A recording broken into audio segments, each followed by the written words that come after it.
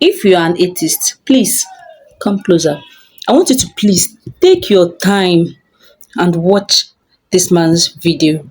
My wife comes up to me one day and gives me the worst news any atheist husband could get. She said, I've decided to become a Christian. I thought, wait a minute. What if I could rescue her from this cult that she's gotten involved in? How would I do that? All I got to do is disprove the resurrection of Jesus. So I started to do that.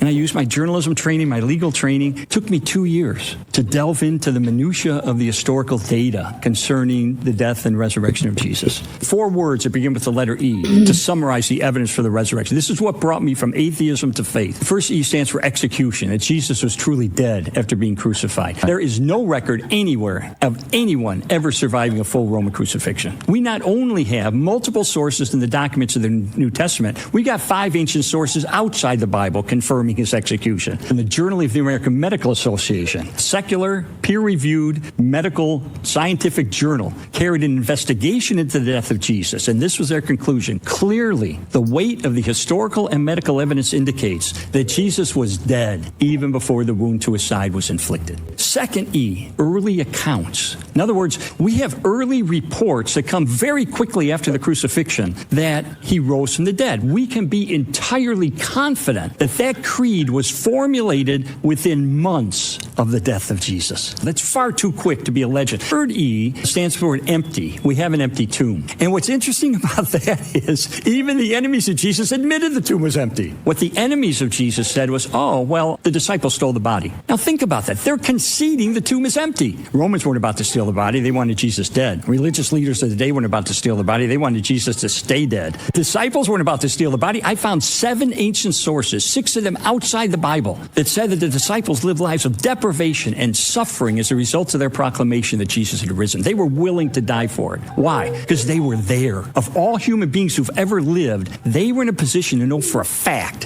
whether he returned from the dead or not. And finally, the fourth E stands for the word eyewitnesses. There are 9 ancient sources inside and outside the New Testament confirming and corroborating the conviction of the disciples that they encountered the risen Jesus. That is an avalanche of historical data.